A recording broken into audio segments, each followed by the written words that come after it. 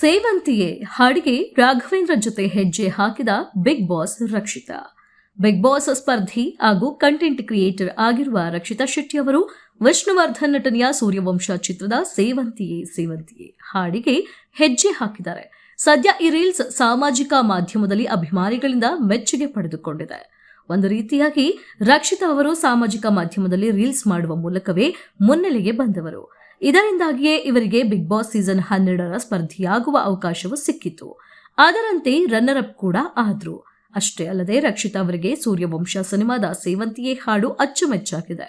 ಇದೀಗ ಅದೇ ಹಾಡಿಗೆ ಗಿಚ್ಚಿ ಗಿಲಿಗಿಲಿ ಹಾಗೂ ಮಜಾ ಭಾರತ ಕಾಮಿಡಿ ಶೋನ ಸ್ಪರ್ಧಿ ರಾಘವೇಂದ್ರ ಅವರೊಂದಿಗೆ ರೀಲ್ಸ್ ಮಾಡಿದ್ದಾರೆ.